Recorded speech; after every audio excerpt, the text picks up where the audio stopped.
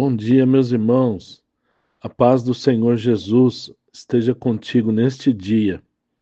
Hoje nós iremos meditar nos capítulos de 4 a 6, finalizando assim a epístola de Paulo a Timóteo. Como é de costume, convido você a orar comigo, em nome do Senhor Jesus. Senhor, Tu és o nosso Pai celestial. O Teu nome é santo e é altíssimo. O teu poder não se pode contar e a tua autoridade vai de geração em geração.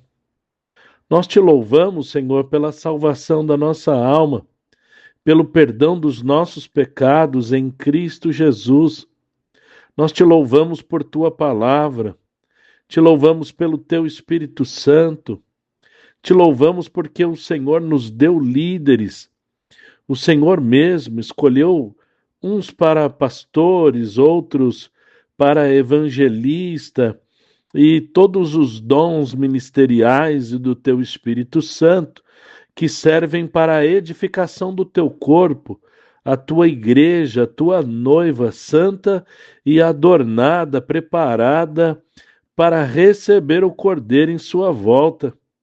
Pai querido e santo, nós te agradecemos por todas essas bênçãos, por tua enorme sabedoria em escolher os teus servos e também orientá-los, aconselhá-los com todo o conselho da tua palavra, de como proceder na tua casa e de como separar outros para a liderança do teu povo. Senhor amado, que a tua palavra encontre guarida no nosso coração, ou melhor, que o Senhor prepare o nosso coração para receber de bom grado a tua palavra, e assim, Senhor, conhecer-te melhor e colocar em prática aquilo que o Senhor tem ministrado aos nossos corações. Ajuda cada um dos meus irmãos, abençoa cada família, em nome do Senhor Jesus. Amém. Capítulo 4.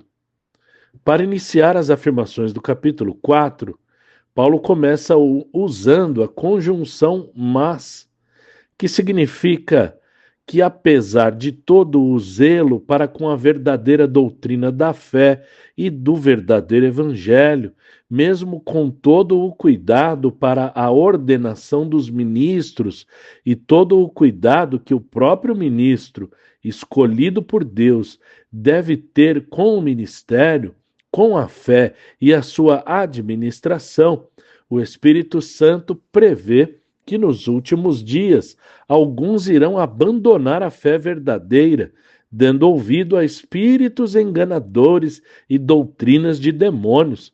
Algumas considerações que precisamos fazer aqui. Últimos tempos. Nós entendemos através do Antigo Testamento, dos escritos do Novo Testamento, que na vinda de Jesus, também com ele se iniciaram os últimos dias. Os últimos dias foram inaugurados. Pedro, Paulo, João, o escritor aos Hebreus concordam com isso. Joel disse que nos últimos dias Deus derramaria do seu Espírito sobre toda a carne. Portanto, enquanto Paulo escrevia a epístola a Timóteo, o que o Espírito Santo havia predito já estava se cumprindo e iria se agravar com o passar do tempo. Espíritos enganadores podemos entender como espíritos impostores, querendo se passar pelo Espírito de Deus, usando de todas as artimanhas possíveis para semear, soprar falsas doutrinas e falsos ensinos, contaminando o que a igreja ensina. Tendo como pai o diabo e já debaixo da operação do anticristo, soprando essas falsas doutrinas com o objetivo de levantar falsos mestres e falsos cristos. Homens diferentes dos homens piedosos e de boa consciência, descritos no ensino do apóstolo, nos 3 primeiros versículos. Esses têm a própria consciência cauterizada, falando mentiras. Dois exemplos de suas mentiras: proibir o casamento e exigir a abstinência de certos alimentos que Deus criou para os fiéis que conhecem a verdade e se alimentam deles dando graças a Deus. Tudo o que Deus criou é bom. Nenhum alimento deve ser rejeitado. Antes deve ser recebido com ações de graças, pois é santificado pela palavra de Deus e pela oração. Paulo incentiva Timóteo a pregar estas coisas que ele já seguia.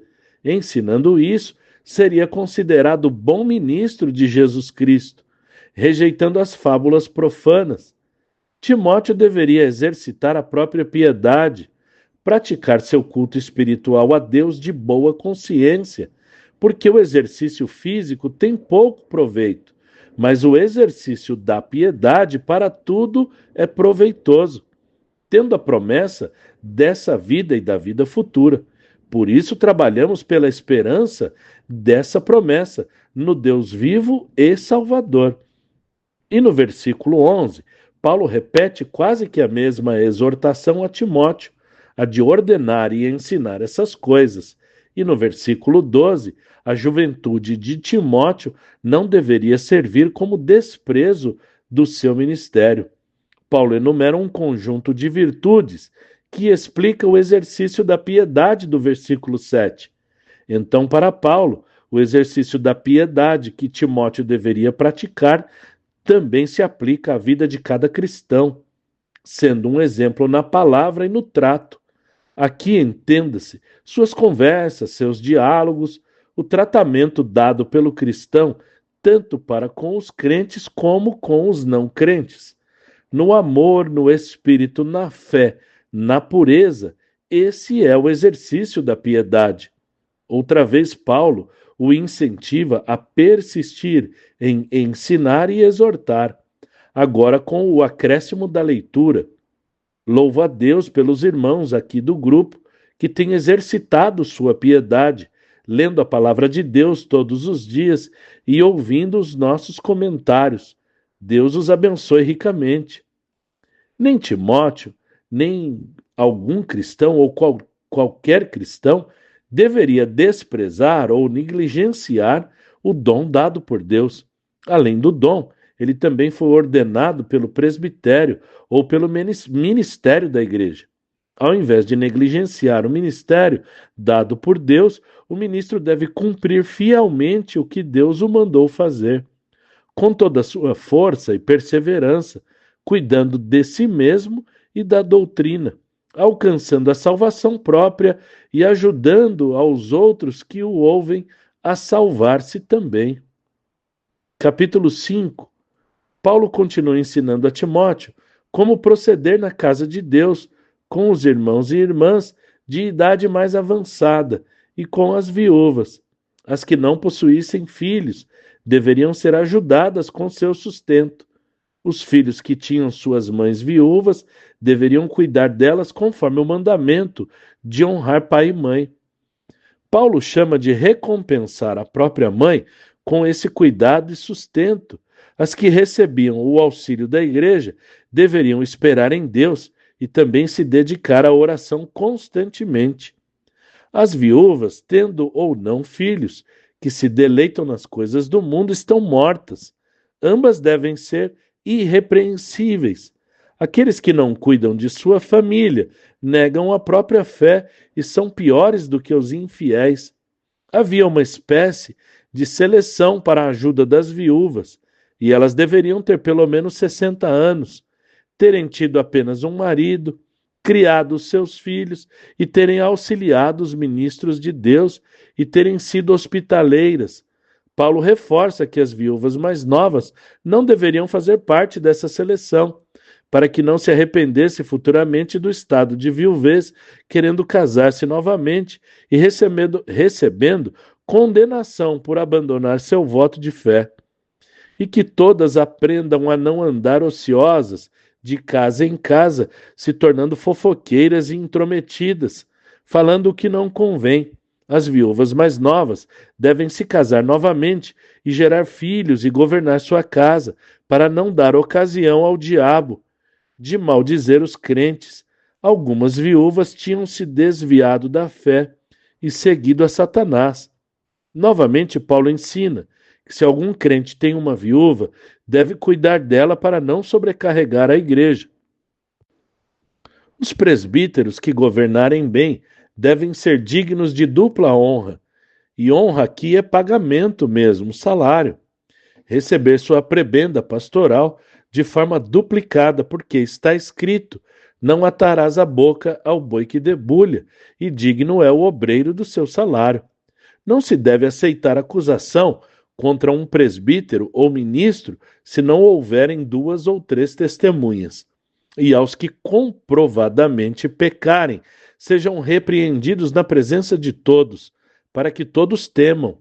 Paulo é enfático aqui, insistindo que Timóteo faça exatamente dessa maneira, independente de quem seja a pessoa, sem parcialidade nas escolhas e repreensões. Após isso, um conselho pessoal a Timóteo por causa de suas enfermidades.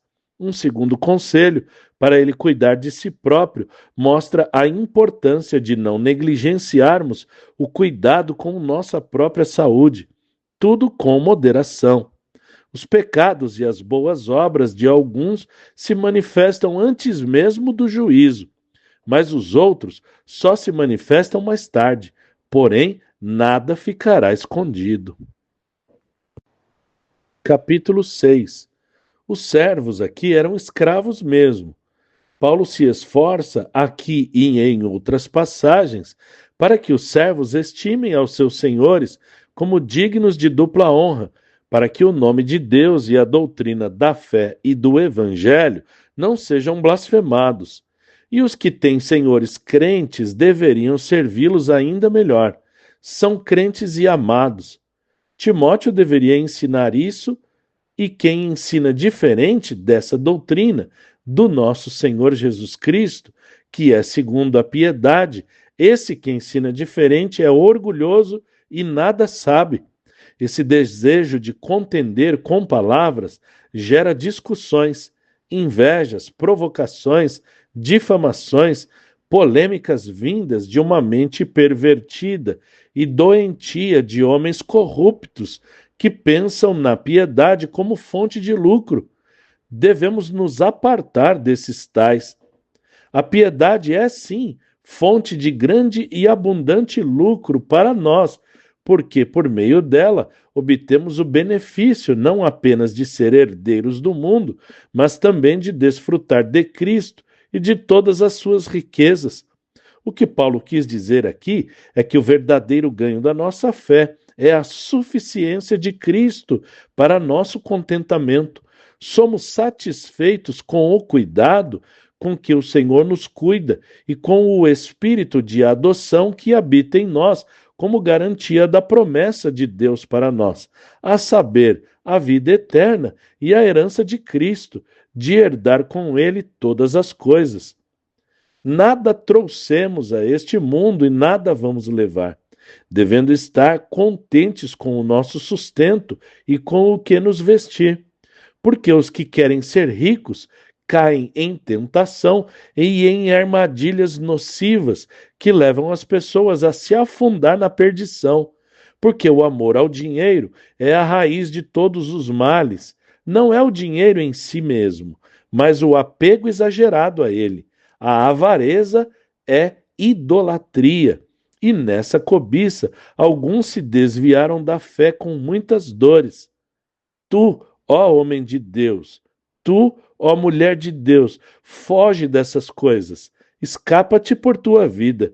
E Paulo cita novamente aqui algumas das virtudes já citadas no decorrer da carta: o exercício da piedade, a militância na boa-fé, para tomarmos posse da vida eterna.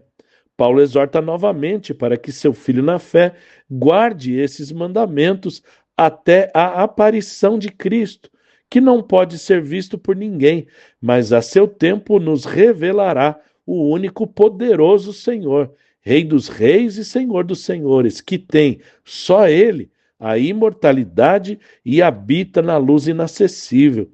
Que os ricos desse mundo, que não sejam orgulhosos, nem tenham sua confiança ou esperança nas riquezas, mas em Deus que nos proporciona todas essas coisas. Que os ricos façam o bem, sendo ricos em boas obras, generosos e prontos a repartir o que Deus lhes deu, ajuntando para si mesmos um bom fundamento para o futuro, para entrar na vida eterna. Paulo se despede, exortando uma vez mais a Timóteo para evitar os falatórios inúteis e profanos do falso conhecimento, que levou a alguns se desviarem da fé. A graça seja contigo. Deus continue te abençoando. Um forte abraço e até breve, em nome do Senhor Jesus.